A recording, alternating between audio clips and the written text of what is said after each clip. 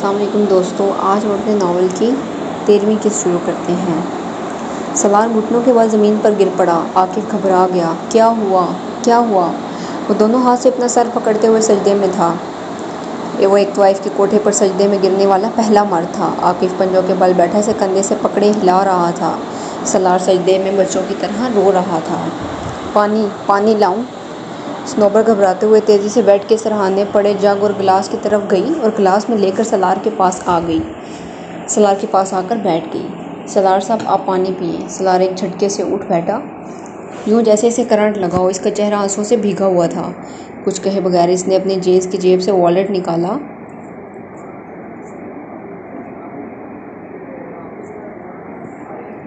اور پاگلوں کی طرح اس میں سے کرنسی نوٹ نکال کر صنوبر کے سامنے رکھتا گیا۔ اس نے والیٹ چند سیکنڈ میں خالی کر دیا۔ اس میں کریڈٹ کارڈ کے علاوہ کچھ بھی نہیں بچا تھا۔ پھر وہ کچھ کہے بغیر اٹھ کھڑا ہوا اور الٹے قدموں دروازے کی دہلیز سے ٹھوکر کھاتا ہوا باہر نکل گیا۔ عاقف ہکا بکا اس کے پیچھے آیا۔ سالار کیا ہوا ہے؟ کہاں جا رہے ہو؟ اس نے سالار کو کندھے سے پکڑ کر روکنے کی کوشش کی۔ سالار وحشت زدہ اس سے اپنے آپ کو چھڑانے لگا۔ چھوڑو مجھے، ہاتھ نہ لگاؤ، مجھے جانے دو۔ وہ بلند آواز میں روتے ہوئے ہذیانی انداز میں چلایا۔ امامہ سے ملنا تھا تمہیں۔ عاقف نے اسے یاد دلایا۔ یہ امامہ نہیں ہے، یہ نہیں ہے امامہ ہاشم۔ تو ٹھیک ہے، مگر میرے ساتھ جانا ہے تمہیں۔ میں چلا جاؤں گا، مجھے تمہاری ضرورت نہیں۔ وہ الٹے قدموں اپنا کندھا چھڑا کر بھاگتا ہوا کمرے سے نکل گیا۔ عاقف زیر لب کچھ بڑبڑایا۔ اس کا موڈ آف ہو گیا تھا۔ مڑ کر وہ صنوبر کے کمرے میں گھس گیا، جو بھی حیرانی سے نوٹوں کے ڈھیر کو دیکھ رہی تھی۔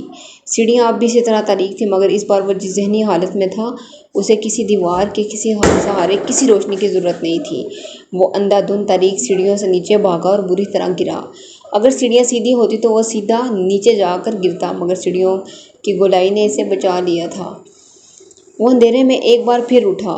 گھٹنوں اور ٹخنوں میں اٹھنے والی ٹیسوں نے اسے بے پرواہ اور اس نے دوبارہ اسی طرح بھاگتے ہوئے سیڑھیاں اترنے کی کوشش کی۔ چند سیڑھیاں اترنے کے بعد لگائی جانے والی چھلانگ نے اسے پھر زمین بوس دیا تھا۔ اس بار اس کا سر بھی دیوار سے ٹکرایا۔ وہ خوش قسمت تھا کہ اس کی ہڈی نہیں ٹوٹی۔ شاید سیڑھیوں سے گرنے کے بعد نیچے والی سیڑھیوں پر آ گیا تھا۔ سامنے گلی کی روشنی نظر آ رہی تھی۔ وہ سیڑھیوں سے نکل آیا، مگر آگے نہیں جا سکا۔ چند قدم آگے چل کر اس گھر کے باہر تھڑے پر بیٹھ گیا۔ اسے متلی محسوس ہو رہی تھی۔ سر کو تھامتے ہوئے بے اختیار اسے ابکائی ہوئی۔ وہ تھڑے پر بیٹھے بیٹھے جھک گیا تھا۔ وہ ابکائیاں کرتے ہوئے بھی اسی طرح سے رو رہا تھا۔ گلی میں سے گزرنے والے لوگوں کے لیے یہ سین نیا نہیں تھا۔ یہاں بہت سے شرابی اور نشے ضرورت سے زیادہ نشہ استعمال کرنے کے بعد بھی یہاں سب کچھ کیا کرتے تھے۔ صرف سالار کا لباس اور حلیہ تھا جو اسے مہذب دکھا رہا تھا۔ اس کے آنسو اور واویلا کسی طوائف کی بے وفائی کا نتیجہ تھا شاید۔ طوائف کا کوٹھا ہر کسی کو راس نہیں آتا۔ گزرنے والے تنزیہ مسکراہٹ کے ساتھ اسے دیکھتے ہوئے گزر رہے تھے۔ کوئی اس کے پاس نہیں آیا تھا۔ اس بازار میں حال احوال جاننے کا رواج نہیں تھا۔ عاقف نیچے نہیں آیا تھا۔ آتا تو شاید سالار اس کے پاس رک جاتا۔ امامہ ہاشم وہاں نہیں تھی۔ صنوبر اور امامہ ہاشم نہیں تھی۔ کتنا بڑا بوجھ اس کے کندھوں سے اٹھا لیا گیا تھا، کیسی اذیت سے اسے بچا لیا گیا تھا۔ تکلیف دے کر اسے آگہی نہیں دی گئی، صرف تکلیف کا احساس دے کر اسے آگہی سے شناسا کر دیا گیا تھا۔ اسے وہاں نہ دیکھ کر وہ اس حالت میں جا پہنچا تھا۔ وہ اسے وہاں دیکھ لیتا تو اس پر کیا گزرتی۔ اسے اللہ سے خوف آ رہا تھا، بے پناہ خوف۔ وہ کس قدر طاقتور تھا یا نہیں، کیا کر سکتا تھا۔ وہ کس قدر مہربان تھا، کیا نہیں کرتا تھا۔ انسان کو انسان رکھنا اسے آتا تھا۔ کسی غضب سے، کسی احسان سے وہ اس کے اقتدار میں ہی رکھتا تھا۔ اسے کبھی اپنی زندگی کے اس سیاہ باب پر اتنا پچھتاوا، اتنی نفرت نہیں ہوئی جتنی اس وقت ہو رہی تھی۔ کیوں آتا تھا میں یہاں پر؟ کیوں خریدتا تھا میں ان عورتوں کو؟ کیوں گناہ کا احساس میرے اندر نہیں جاگتا تھا؟ وہ چبوترے پر بیٹھا دونوں ہاتھوں سے سر پکڑے بلک رہا تھا۔ اور اب جب میں یہ سب کچھ چھوڑ چکا ہوں تو اب کیوں یہ تکلیف چبھن ہو رہی ہے مجھے؟ میں جانتا ہوں مجھے اپنے ہر عمل کے لیے جواب دہ ہونا ہے، مگر یہ حساب یہاں اس طرح نہ لے۔ جس عورت سے میں محبت کرتا ہوں اسے کبھی بازار میں نہ پھینک۔ وہ روتے ہوئے رکا۔ کون سا انکشاف کہاں ہو رہا تھا؟ محبت؟ وہ گلی سے گزرتے ہوئے لوگوں کو دیکھتے ہوئے بے یقینی سے بڑبڑایا۔ کیا میں اسے محبت کرتا ہوں؟ کوئی لہر اس کے سر سے پاؤں تک گزری تھی۔ کیا یہ تکلیف صرف اس لیے ہو رہی ہے کہ میں اس کے چہرے پر سائے لہرائے تھے؟ کیا میرا وہ پچھتاوا نہیں ہے، کچھ اور ہے؟ اسے لگا وہ وہاں سے کبھی اٹھ نہیں پائے گا۔ تو یہ پچھتاوا نہیں، محبت ہے جس کے پیچھے میں بھاگتا پھر رہا ہوں۔ اسے اپنا جسم ریت کا بنا ہوا لگا۔ امامہ پانس نہیں ہے، روگ ہے۔ آنسو اب اس کی گالوں پر بہہ رہے تھے۔ وہ اس بازار میں صورت کو تلاش میں اٹھتے میرے قدموں میں لرزش اس لیے تھی کیونکہ میں نے اسے اپنے دل کے اندر بہت اندر کہیں بہت اونچی جگہ رکھا تھا، وہاں جہاں خود میں بھی اس کو محسوس نہیں کر پا رہا تھا۔ Check meat. 150+ IQ لیول کا وہ مرد منہ کے بل زمین پر گرا دیا گیا۔ وہ ایک بار پھر پھوٹ پھوٹ کر رونے لگا۔ کون سا زخم تھا وہاں بیٹھا ہرا ہو رہا تھا؟ کون سی تکلیف تھی جو سانس لینے نہیں دے رہی تھی؟ آئینہ نے اسے کہاں برہنہ کیا تھا؟ اسے کیا یاد تھا، کیا لیا تھا؟ وہ اٹھ کر وہاں سے چلنے لگا، اس طرح بلک بلک کر روتے ہوئے۔ اسے خود پر قابو نہیں تھا، اسے پاس سے گزرنے والوں کی نظروں کی بھی پرواہ نہیں تھی۔ اسے اپنے وجود سے کبھی زندگی میں اتنی نفرت محسوس نہیں ہوئی تھی جتنی اس وقت ہو رہی تھی۔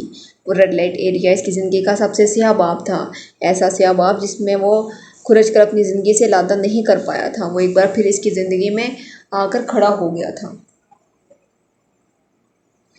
کئی سال پہلے وہاں گزاری گئی راتیں اب بلاؤں کی طرح سے گھرے ہوئے تھی۔ وہ ان سے فرار حاصل نہیں کر پا رہا تھا۔ اب جس خوف سے اسے اپنے حصار میں لیا تھا، تو اگر امامہ اس بازار میں آ گئی تو صنوبر امامہ ہاشم نہیں تھی مگر کوئی اور۔ اس کے سر میں درد کی ایک لہر اٹھی۔ میگزین اب شدت اختیار کرتا جا رہا تھا، اس کا ذہن بیٹھ گیا تھا۔ گاڑیوں کے ہارن اور لائٹ اور اس کے درد کو اور بڑھا دیا تھا۔ پھر اس کا ذہن کسی تاریکی میں اتر گیا تھا۔ کسی نے ہلکا سا قہقہہ لگایا، پھر کچھ کہا۔ ایک دوسری آواز نے جواباً کچھ کہا۔ سالار سکندر کے حواس آہستہ آہستہ کام کرنے لگے تھے۔ مزمل تھکن زدہ مگر آوازوں کو شناخت کرتا ہوا ذہن۔ بہت آہستہ آہستہ اس نے آنکھیں کھولی۔ اسے حیرانی نہیں ہوئی، اسے یہیں ہونا چاہیے تھا۔ وہ ہاسپٹل یا کسی کلینک کے ایک کمرے میں ایک بیڈ پر تھا، بے حد نرم اور آرام دہ بیڈ۔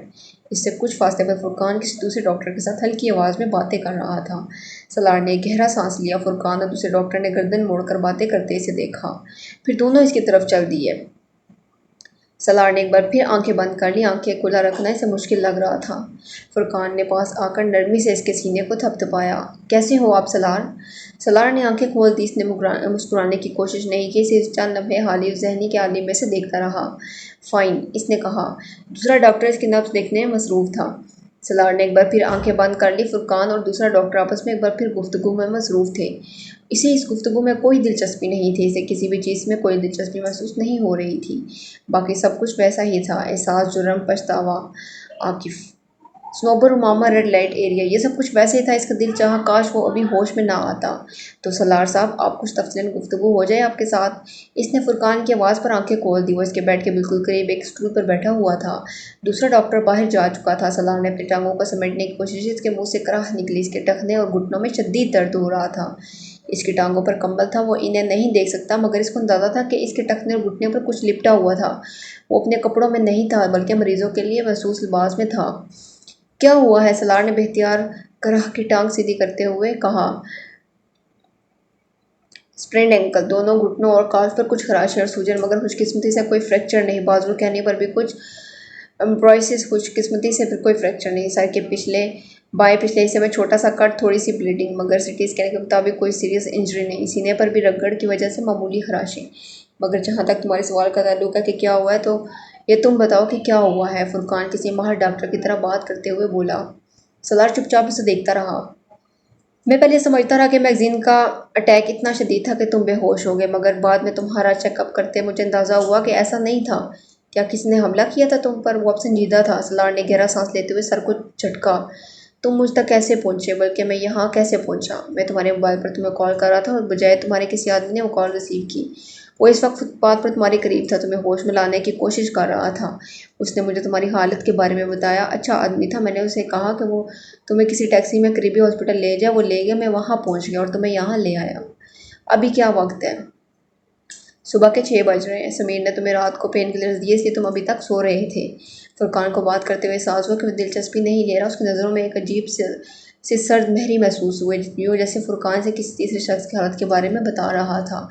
تم مجھے دوبارہ، سالار نے اسے اپنے خاموشی ہوتے ہوئے دیکھ کر کہنا شروع کیا، پھر قدرے الجھن آمیز انداز میں رکا، آنکھیں بند کی جیسے ذہن پر زور دے رہا ہو۔ ہاں، کوئی ٹرینکولائز دے دو۔ میں بہت لمبی نیند سونا چاہتا ہوں۔ سو جانا، مگر یہ تو بتاؤ ہوا کیا تھا؟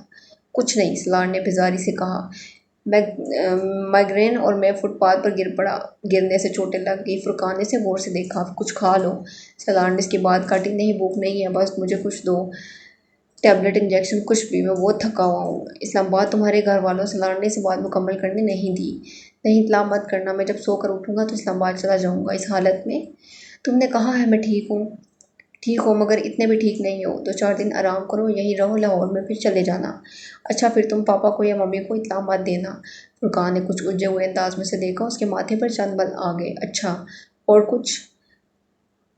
ٹرینکولائز فرقان سے سوچتے ہوئے دیکھنے لگا۔ میں رہوں تمہارے پاس؟ فائدہ میں تو بھی سو جاؤں گا، تم جاؤ، جب میں اٹھوں گا تو تمہیں کال کروں گا۔ اس نے بازو کے ساتھ اپنی آنکھیں ڈھانپ لی۔ اس کے انداز میں موجود روکھے پن اور سرد مہری نے فرقان کو کچھ اور پریشان کیا۔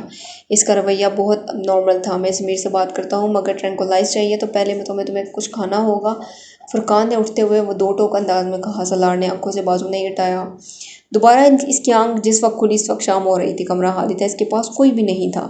جسمانی طور پر صبح سے زیادہ تھکاوٹ محسوس کر رہا تھا۔ اپنی ٹانگوں سے کمبل پرے ہٹا کر اس نے لیٹے لیٹے بائیں ٹخنے اور گھٹنے میں اٹھتی ہوئی ٹیسوں کو نظر انداز کرتے ہوئے ٹانگوں کو سیکٹر لیا۔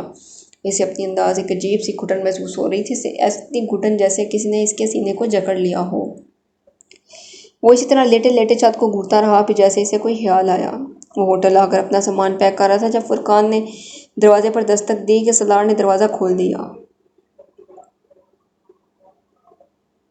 فرقان کو دیکھ کر وہ حیران ہوئے، اسے اندازہ نہیں تھا کہ وہ اتنی جلدی اس کے پیچھے آ جائے گا۔ عجیب انسان ہو تم سالار، فرقان سے دیکھتے ہی ناراضی سے بولنے لگا۔ یوں کسی کو بتائے بغیر سمیر کی کلینک سے چلے آئے، مجھے پریشان کر دیا، اوپر سے موبائل کو بھی آف کر رکھا۔ سالار نے کچھ نہیں کہا۔ وہ لنگڑاتا ہوا ایک بار پھر اپنے بیگ کے پاس آ گیا جس میں اپنی چیزیں پیک کر رہا تھا۔ تم جا رہے ہو؟ فرقان بیگ دیکھ کر چونکا۔ ہاں، سالار نے ایک لفظی جواب دیا۔ کہاں؟ سالار نے بیگ کی زپ بند کر دی اور بیڈ پر بیٹھ گیا۔ اسلام آباد؟ فرقان کے سامنے صوفے پر آ کر بیٹھ گیا۔ نہیں، سالار نے اسے دیکھتے ہوئے کہا۔ پھر؟ کراچی جا رہا ہوں۔ کس لیے؟ فرقان نے حیرانی سے پوچھا۔ فلائٹ ہے میری، پیرس کی۔ ہاں 4 دن بعد ہے تمہاری فلائٹ، ابھی جا کر کیا کرو گے؟ فرقان سے دیکھنے لگا۔ سمیر کا اندازہ ٹھیک تھا، اس کے چہرے کے تاثرات بھی عجیب تھے۔ کام ہے مجھے وہاں۔ کیا کام ہے؟ وہ جواب دینے کے بجائے بیڈ پر بیٹھا پلکیں چپکائے بغیر چپ چاپ اسے دیکھتا رہا۔ فرقان سائیکالوجسٹ نہیں تھا، پھر بھی سامنے بیٹھے ہوئے شخص کی آنکھوں کو پڑھنے میں سے کوئی مشکل نہیں ہوئی۔ سالار کی آنکھوں میں کچھ بھی نہیں تھا، صرف سرد مہری تھی، یوں جیسے وہ کسی کو جانتا ہی نہ ہو، اسے اپنے اور اپنے آپ کو بھی۔ وہ ڈپریس تھا، فرقان کو کوئی شبہ نہیں تھا، مگر اس کا ڈپریشن اسے کہاں لے جا رہا تھا فرقان یہ جاننے سے قاصر تھا۔ تمہیں آخر کیا پریشانی ہے سالار؟ وہ پوچھے بغیر نہیں رہ سکا۔ سالار نے توقف کیا، پھر کندھے جھٹکے۔ کوئی پریشانی نہیں ہے تو پھر؟ سالار نے فرقان کی بات کاٹ دی۔ تم جانتے ہو مجھے مائیگرین ہے، کبھی باعث سے طرح ہو جاتا ہے مجھے۔ میں ڈاکٹر ہوں سالار، فرقان نے سنجیدگی سے کہا۔ مائیگرین کو کوئی مجھ سے زیادہ بہتر نہیں جانتا، یہ سب کچھ مائیگرین کی وجہ سے نہیں تھا۔ تم تو بتاؤ اور کیا وجہ ہو سکتی ہے؟ سالار نے الٹا اس کا سوال کیا۔ کسی لڑکی کا پرابلم ہے۔ سالار پلکیں چپکے نہیں سکا۔ فرقان کہاں جا پہنچا تھا؟ ہاں، وہ نہیں جانتا۔ اس نے نہیں کیوں نہیں کہا تھا؟ کسی میں انوالو ہو تم؟ فرقان کو اپنے اندازے کے صحیح ہونے پر جیسے یقین نہیں آیا۔ ہاں۔ فرقان بہت دیر چپ بیٹھا اسے دیکھتا رہا، جیسے اپنے بے یقینی پر قابو پانے کی کوشش کر رہا ہوں۔ کس کے ساتھ انوالو ہو؟ تم اسے نہیں جانتے، شادی نہیں ہو سکی تمہاری اس کے ساتھ؟ سالار اسے دیکھتا رہا، پھر اس نے کہا ہو گئی تھی۔ اس کے لہجے میں آنچ تھی۔ شادی ہو گئی تھی؟ فرقان کو پھر یقین نہیں آیا۔ ہاں۔ پھر طلاق ہو گئی؟ اس نے پوچھا۔ نہیں تو؟ سالار کے پاس آگے بتانے کے لیے کچھ نہیں تھا۔ تو بس کیا؟ سالار اس کے چہرے سے نظر ہٹا کر اپنے بائیں ہاتھ کی انگلی دائیں ہاتھ میں موجود دل کی لکیر پر پھیرتا رہا۔ کیا نام ہے اس کا؟ فرقان نے مدھم آواز میں اس سے پوچھا۔ وہ ایک بار پھر اس طرح کی لکیر کو چھوتے ہوئے بہت دیر تک خاموش رہا۔ بہت دیر، پھر اس نے کہا امامہ ہاشم۔ فرقان نے بے اختیار سانس لیا۔ اسے سمجھ میں آیا کہ وہ اس کی چھوٹی بیٹی کو ڈھیروں کے حساب سے تحفے کیوں دیا کرتا تھا۔ پچھلے کچھ عرصے میں جب سے سالار سے اس کی شناسائی ہوئی تھی، سالار کا اس کے گھر آنا جانا شروع ہوا تھا، سالار و ماما کی بہت دوستی ہو گئی تھی۔ وہ پاکستان سے جانے کے بعد بھی اسے وہاں سے کچھ نہ کچھ بھجواتا رہتا تھا، مگر فرقان کو اکثر صرف ایک بات پر حیرانی ہوئی تھی، وہ کبھی ماما کا نام نہیں لیتا تھا، اور وہ خود اس سے بات کرتا تو اسے نام کے بغیر مخاطب کرتا تھا۔ فرقان کو ایک بار یہ بات محسوس ہوئی تھی، مگر اس نے اسے نظر انداز کر دیا، لیکن جب ماما ہاشم کا نام سن کر وہ جان گیا تھا کہ وہ کیوں اس کا نام نہیں لیتا تھا۔ وہ اب رک رک کر بے ربط جملوں میں مدھم آواز میں اسے اپنے اور ماما کے بارے میں بتا رہا تھا۔ فرقان دم سادے سن رہا تھا۔ جب وہ سب کچھ بتانے کے بعد خاموش ہوا تو دیر تک فرقان بھی کچھ بول نہیں سکا۔ اس کی سمجھ میں نہیں آ رہا تھا کہ وہ کیا کہیں، تسلی دے یا کچھ کہے یا کوئی نصیحت۔ تم اسے بھول جاؤ، اس نے بالآخر کہا۔ سوچ لے کہ وہ جہاں بھی ہے خوش اور محفوظ ہے، ضروری نہیں اس کے ساتھ کوئی سانحہ ہو سکتا ہے وہ بالکل محفوظ ہو۔ فرقان کہہ رہا تھا، تم نے اس کی مدد کی جس حد تک تم کر سکتے تھے، پچھتاووں سے اپنے آپ کو نکال لو۔ اللہ مدد کرتا تمہاری بات ہو سکتا ہے اسے تم سے بہتر کوئی مل گیا ہو۔ تم کیوں اس طرح کے وہم لیے بیٹھے ہو؟ میں نہیں سمجھتا کہ جلال سے اس کی شادی نہ ہونے کی وجہ تم تھے۔ جو کچھ تم نے مجھے جلال کے بارے میں بتایا، میرا اندازہ یہی ہے کہ وہ کسی صورت میں امامہ سے شادی نہ کرتا، چاہے تم بیچ میں آتے نہ آتے، کوشش کرتے نہ کرتے۔ جب تک امامہ کو طلاق نہ دینے کا سوال ہے، اس معاملے میں تم سے کوئی غلطی ہوئی بھی ہے تو اللہ تمہیں معاف کر دے گا، کیونکہ تم پچھتا رہے ہو، تم اللہ سے معافی بھی مانگتے آ رہے ہو۔ یہ کافی ہے کہ تم اس طرح ڈپریشن کا شکار ہونے سے کیا ہوگا؟ سلار کی خاموشی نے اسے امید باندھنے کی شاید اس کی کوشش رنگ لا رہی تھی، مگر ایک لمبی تقریر کے بعد جب وہ خاموش ہوا تو سلار اٹھ کر اپنا بریف کیس کھولنے لگا۔ کیا کر رہے ہو؟ فرقان نے پوچھا۔ میری فلائٹ کا ٹائم ہو رہا ہے۔ وہ اب اپنے بریف کیس میں کچھ پیپر نکال رہا تھا۔ فرقان کی سمجھ میں نہیں آیا وہ اس سے کیا کہے۔ وہ پچھلے کئی سالوں میں کئی بار پاکستان آتا جاتا رہتا تھا، اسے کبھی واپس جاتے ہوئے اس قسم کی کیفیات کا شکار نہیں ہونا پڑتا تھا جس قسم کی کیفیت کا شکار وہ اس بار ہوا تھا۔ جہاز کے ٹیک آف کے وقت ایک عجیب سا خالی پن تھا جو اس نے اپنے اندر اترتے ہوئے محسوس کیا تھا۔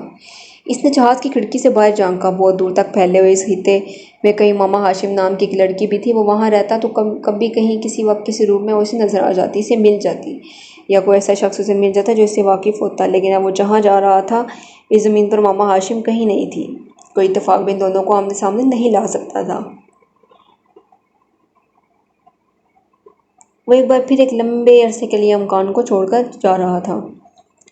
وہ زندگی میں کتنی بار امکان کو چھوڑ کر جاتا رہے گا؟ 10 منٹ کے بعد پانی سے ٹرینکوائلائز کو نکالتے ہوئے اسے احساس ہو رہا تھا کہ زندگی میں کہیں بھی نہیں کھڑا تھا۔ وہ زندگی میں کبھی بھی نہیں کھڑا ہو پائے گا۔ اس کے پیروں کے نیچے زمین کبھی نہیں آ سکے گی۔ 7ویں منزل پر اپارٹمنٹ کا دروازہ کھولتے ہوئے اسے احساس ہو رہا تھا کہ وہ وہاں جانا نہیں چاہتا تھا، وہ کہیں اور جانا چاہتا تھا۔ کہاں؟ اس نے اپارٹمنٹ کے دروازے کو لاک کر دیا، لاؤنج میں پڑے ٹی وی کو آن کیا۔ CNN پر نیوز بلیٹن آ رہا تھا۔ اس نے اپنے جوتے اور جیکٹ اتار کر دور پھینک دیے، پھر ریموٹ لے کر صوفے پر لیٹ گیا۔ حالی اس بھی کے عالم میں وہ چینل بدلتا رہا۔ ایک چینل میں ایک گونجتی آواز نے اسے روک لیا۔ ایک غیر معروف سا گلوکار کوئی غزل گا رہا تھا۔ میری زندگی تو فراق ہے، وہ ازل سے دل میں مکیں سے ہی، وہ نگاہیں شوق سے دور ہیں، رگے جہاں سے لاکھ کلی سے ہی۔ اس نے ریموٹ اپنے سینے پر رکھ دیا۔ گلوکار کی آواز بہت خوبصورت تھی، یا پھر شاید وہ اس کے جذبات کو دل دے رہا تھا، الفاظ دے رہا تھا۔ ہمیں جان دینی ہے ایک دن، وہ کسی طرح، وہ کہیں سے ہی، ہمیں آپ کھینچیے داڑ پر، جو نہیں کوئی تو ہم ہی سے ہی۔ شاعری، کلاسیکل میوزک، پرانی فلمیں، انسٹرومنٹل میوزک سے ان تمام چیزوں کی ورث کا اندازہ مجھے پچھلے کئی سالوں میں ہونا شروع ہوا تھا۔ پچھلے کچھ سال نے اس کی موسیقی کا انتخاب کو بہت اعلیٰ کر دیا تھا، اور اردو غزلیں سننے کا تو اس نے کبھی خواب میں بھی نہیں سوچا تھا۔ سر طور ہو، سر حشر ہو، ہمیں انتظار قبول ہے، وہ کبھی ملیں، وہ کہیں ملیں، وہ کبھی سے ہی، وہ کہیں سے ہی۔ اسی پر پھر امامہ یاد آئی۔ اسے ہمیشہ وہ یاد آتی تھی، پہلے وہ صرف تنہائی میں یاد آتی تھی، پھر وہ اسے ہجوم میں بھی نظر آنے لگی، اور وہ محبت کو پچھتاوا سمجھتا رہا۔ نہ ہو ان پہ جو میرا بس نہیں، کہ یہ عاشقی ہے ہوس نہیں، میں انہی کا تھا، میں انہی کا ہوں، وہ میرے نہیں تو نہ سہی۔ سلار ایک دم صوفے سے اٹھ کر کھڑکیوں کی طرف چلا گیا۔ 7ویں منزل پر کھڑے وہ رات کو روشنیوں کو اوٹ میں دیکھ سکتا تھا۔ عجیب وحشت تھی جو باہر تھی، عجیب عالم تھا جو اندر تھا۔ ہو جو فیصلہ وہ سنائیے، اسے حشر پہ نہ اٹھائیے، جو کریں گے آپ ستم یہاں ستم وہاں، وہ ابھی سہی، وہ یہیں سہی۔ وہاں کھڑے کھڑکیوں میں شیشوں کے پار اندھے میں ٹمٹماتی روشنی کو دیکھتے ہوئے اس نے اپنے اندر اترنے کی کوشش کی۔ میں اور کبھی کسی دوسری لڑکی سے محبت کروں، سوال ہی پیدا نہیں ہوتا۔ بہت سال پہلے اکثر کہا جانے والا جملہ اسے یاد آیا کہ باہر طریقی کچھ اور بڑی اندر آوازوں کی بازگشت۔ اس نے شکست خوردہ انداز میں سر جھکایا، پھر چند لمحوں کے بعد دوبارہ سر اٹھا کر کھڑکی سے باہر دیکھا۔ انسان کا اختیار کہاں سے شروع کہاں پر ختم ہوتا ہے؟ ڈپریشن کا ایک اور دورہ، وہ باہر نظر آنے والی ٹمٹماتی روشنیاں بھی اب بجھنے لگی تھی۔ اسے دیکھنے کی جو لو لگی تو دیکھ ہی لیں گے نصیر ہم، وہ ہزار آنکھ سے دور ہو، وہ ہزار پردہ نشیں سہی۔ سالار سکندر نے مڑ کر اس کی اسکرین کو دیکھا۔ گلوکار لہک لہک کر بار بار آخری شعر دہرا رہا تھا۔ کسی معمول کی طرح چلاتا ہوا وہ صوفے پر آ کر بیٹھ گیا۔ سینٹر ٹیبل پر رکھے ہوئے بریف کیس کو کھول کر اس نے اندر سے لیپ ٹاپ نکال لیا۔ اسے دیکھنے کی جو لو لگی تو دیکھ ہی لیں گے نصیر ہم، وہ ہزار آنکھ سے دور ہو یا ہزار پردہ نشیں سہی۔ گلوکار مقطع دہرا رہا تھا۔ سالار کی انگلیاں لیپ ٹاپ پر برق رفتاری سے حرکت کرتے ہوئے استعفیٰ لکھنے میں مصروف تھی۔ کمرے موسیقی کی آواز اب ڈوبتی جا رہی تھی، استعفے کی ہر لائن اس کے وجود پر چھائے جمود کو ختم کر رہی تھی۔ وہ جیسے کسی جادو کے حصار سے باہر آ رہا ہو، کوئی توڑ ہو رہا ہو۔ اپنے کریئر کے اس اسٹیج پر اس کا امکانہ فیصلہ صرف تم ہی کر سکتے تھے۔ وہ فون پر سکندر عثمان کو خاموشی سے سن رہا تھا۔ آخر اتنی اچھی پوسٹ کو کیوں چھوڑ رہے ہو ابھی بھی اس طرح اچانک؟ اور چلو اگر چھوڑنے کا فیصلہ کر لیا ہے پھر آخر بزنس کرو، بینک میں جانے کی کیا تک بنتی ہے؟ وہ اس کے فیصلے پر بری طرح تنقید کر رہے تھے۔ میں اب پاکستان میں کام کرنا چاہتا ہوں، اس لیے جاب چھوڑ دیا، بزنس نہیں کر سکتا، اور بینک کی آفر میرے پاس بہت عرصے سے تھی۔ وہ مجھے پاکستان پوسٹ کرنے پر تیار ہیں، اس لیے میں اسے قبول کر رہا ہوں۔ میں نے اس نے تمام سوالوں کا جواب اکٹھا دیا۔ پھر بینک کو بھی جوائن مت کرو، میرے ساتھ آ کر کام کرو۔ میں نہیں کر سکتا پاپا، مجھے مجبور نہ کریں۔ تو پھر وہیں رہو، واپس پاکستان میں کیا بنتی ہے تو کیا بنتی ہے؟ میں یہاں پر نہیں رہ رہا۔ گلوبطنی کا کوئی دورہ پڑا ہے تمہیں؟ نہیں۔ تو پھر میں آپ لوگوں کے پاس آنا چاہتا ہوں۔ اس نے بات بدلی۔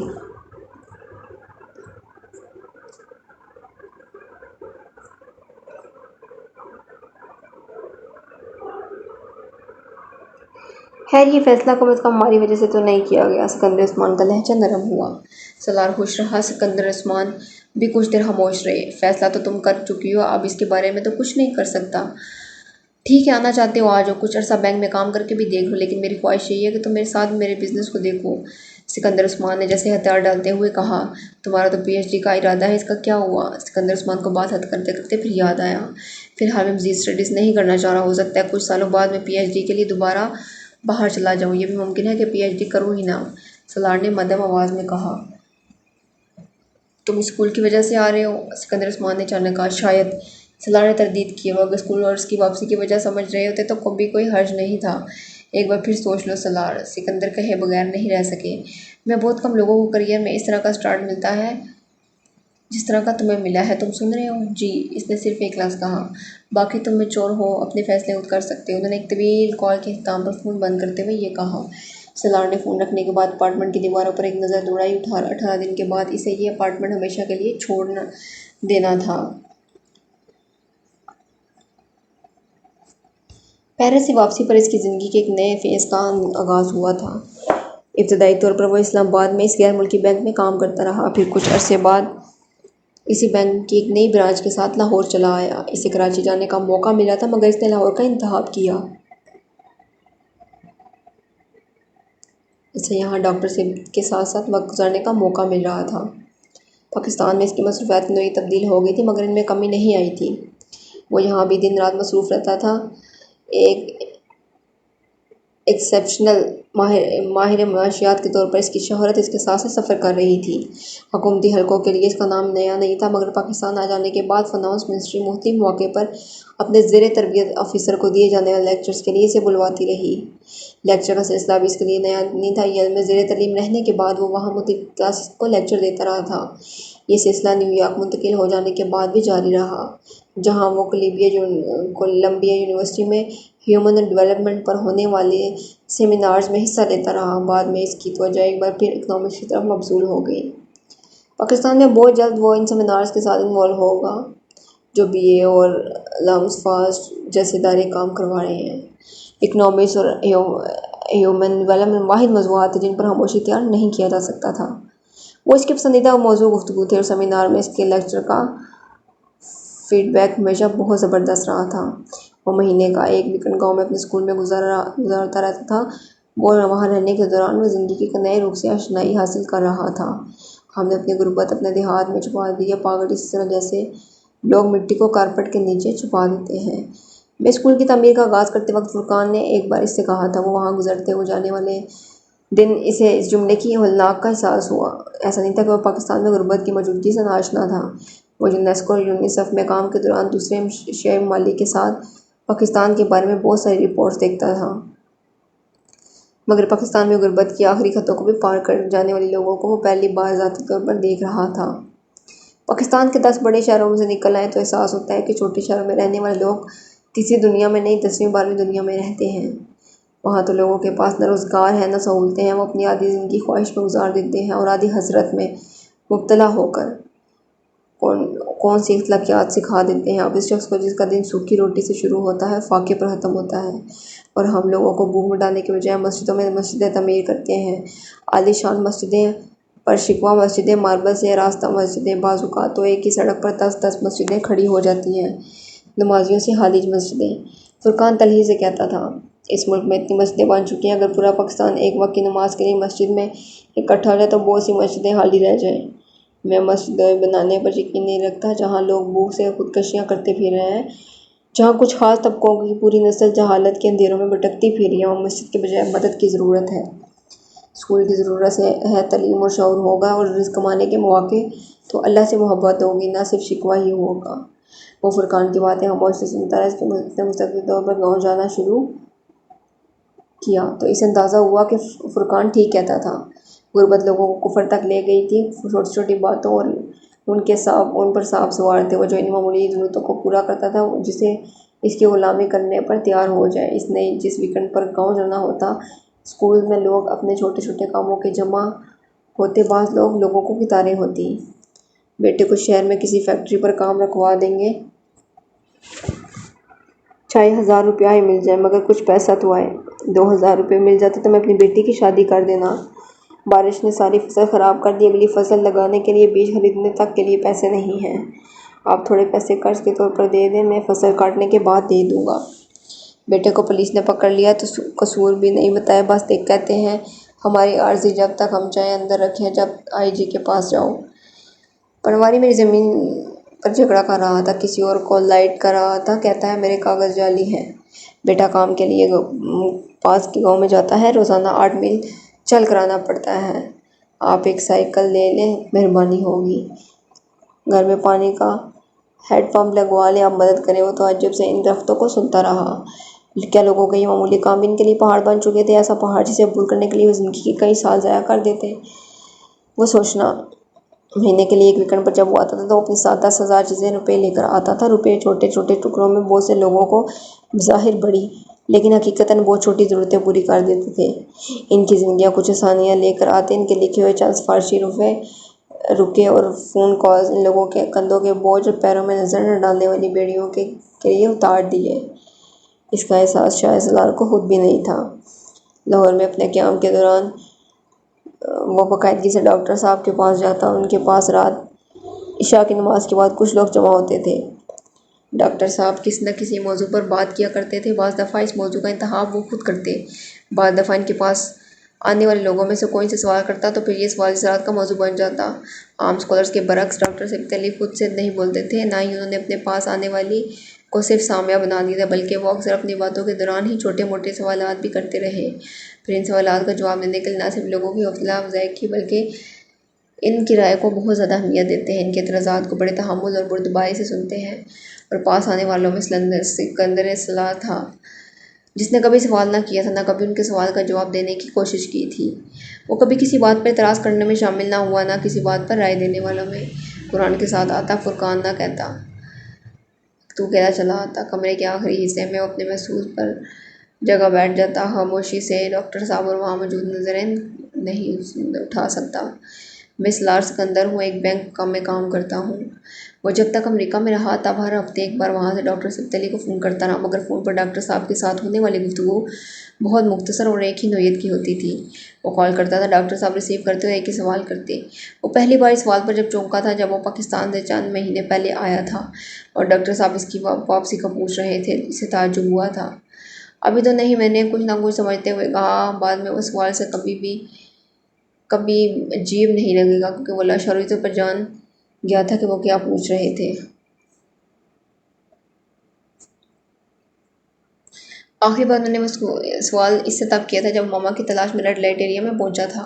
پیرس واپس پہنچنے کے ایک ہفتے کے بعد اس نے ہمیشہ کی طرح انہیں کال کیا تھا، ہمیشہ جیسی گفتگو کے بعد گفتگو اس سوال پر آ پہنچی تھی، واپس پاکستان کب آ رہے؟ بے اختیار سانسوں کا دل بھر آیا۔ اس نے خود کو کمپوز کرنے میں کچھ دیر لگی۔ اگلے ماہ آ جاؤں گا، میں ریزائن کر رہا ہوں، واپس آ کر پاکستان میں ہی کام کروں گا۔ پھر ٹھیک ہے، آپ سے اگلے ماہ ملاقات ہوگی، ڈاکٹر صاحب نے تب کہا تھا۔ دعا کیجیے گا۔ سالار آخر میں کہتا، کروں گا کچھ اور کچھ نہیں، اللہ حافظ۔ وہ کہتا، اللہ حافظ، وہ جواب دیتے۔ گفتگو کا یہ سلسلہ پاکستان آنے تک جاری رہا۔ جب وہ اس کے پاس باقاعدگی سے جانے لگا تو یہ سلسلہ ختم ہو گیا۔